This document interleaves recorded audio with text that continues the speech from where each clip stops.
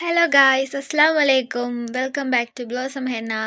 നമുക്കിന്നൊരു ശർക്കര മേലാഞ്ചി ഉണ്ടാക്കുന്നത് എങ്ങനെ നോക്കിയാലോ. ഇത് ഭയങ്കര സിമ്പിളാട്ടോ. ബാക്കിയുള്ള വീഡിയോസിലുള്ള പോലെ ഒരു കോംപ്ലിക്കേഷൻസും ഇതിനില്ല കേട്ടോ.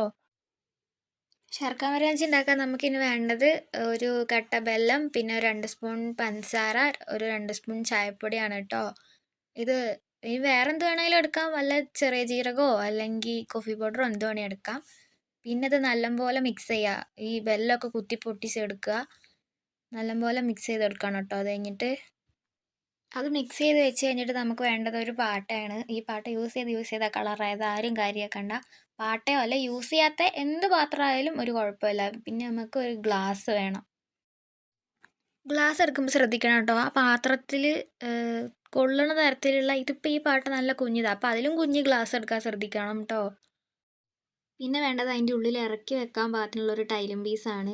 ഇത് ആ പാട്ടേൻ്റെ ഉള്ളിലോട്ട് ഇറക്കി വെക്കണം, കാരണം അടിയിൽ പിടിക്കാണ്ടിരിക്കാനാണ്, കരിഞ്ഞു പോവില്ലെങ്കിൽ.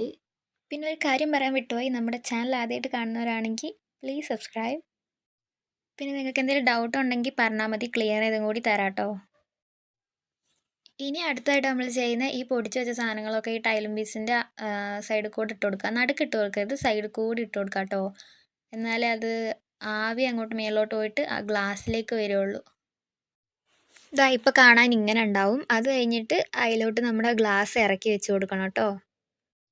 അത് ഇറക്കി വെച്ച് കഴിഞ്ഞ് കാണാൻ ഇതാ ഇതേമാതിരി ഉണ്ടാകും.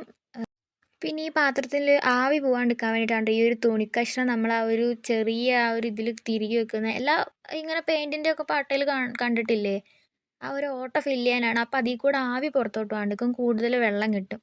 അതിൻ്റെ എനിക്കൊരു വീഡിയോ എടുത്ത് തരാൻ വേറെ ആരും ഇല്ല കേട്ടോ, അതുകൊണ്ടാണ് അത് അങ്ങനെയൊക്കെ ഇരിക്കുന്നത്. മാമനോടൊന്നും തോന്നരുത് ഗൈസ്. ഇതാ ഇപ്പോൾ കണ്ടില്ലേ, ആ ഒരു തുണി തിരികെ വെച്ചതും കൊണ്ട് അതിൽ കൂടെ ആവി പോകാണ്ടിരിക്കും. പിന്നെ അതിൻ്റെ മണ്ടയിലോട്ട് നമുക്ക് അതിന് സ്യൂട്ടാവുന്ന പോലെ ഒരു പാത്രം വേണം. ഒരു കുഴിഞ്ഞ പാത്രമാണെങ്കിൽ കൂടുതൽ നല്ലത്. അത് അതേപോലത്തേക്ക് പിന്നെ ഈ പാത്രത്തിൻ്റെ പൊക്കത്ത് നല്ല വെയിറ്റുള്ള എന്തെങ്കിലും ഒരു സാധനം തിരികെ വെക്കുക കേട്ടോ, കല്ല് അങ്ങനെ എന്താണെങ്കിലും കുഴപ്പമില്ല. പിന്നെ ഇതൊന്നും കൂടി സെക്യൂർ ആക്കാൻ ഞാൻ ജസ്റ്റ് ഒന്ന് തുണി ചുറ്റി കൊടുക്കുന്നുണ്ട് കേട്ടോ. ഇതേപോലെ നിങ്ങൾക്ക് വേണേൽ ചെയ്താൽ മതി, ചെയ്യുന്നത് നല്ലതായിരിക്കും ബിഗിനേഴ്സൊക്കെ. ഇനിയുള്ള പരിപാടി വളരെ സിമ്പിളാണ്. ഗ്യാസ് ഓൺ ആക്കുക, ലോ ഫ്ലെയിമിൽ വെക്കുക, ഒരു 15 മിനിറ്റ് അങ്ങനെ തന്നെ വെക്കുക. മേലെ കുറച്ച് വെള്ളം ഒഴിക്കുക. ആ വെള്ളം ചൂടാവുന്ന വരെയാണ് നമ്മുടെ ശർക്കര മേലാഞ്ചി അടുപ്പിലിരിക്കേണ്ട സമയം. വെള്ളം പിന്നെ ഫ്രിഡ്ജിൽ വെച്ചത് ഐസായിട്ട് കേട്ടോ നല്ലത്. പിന്നെ ഫ്ലെയിം ഓഫ് ചെയ്ത് കഴിഞ്ഞിട്ട് ഒരു 10-15 ഒരു 20 മിനിറ്റ് കഴിഞ്ഞിട്ട് അത് തുറന്ന് നോക്കാൻ നേരത്ത് അതിനകത്തൊരു ഇച്ചിരി ആവി വെള്ളം ഉണ്ടാവും.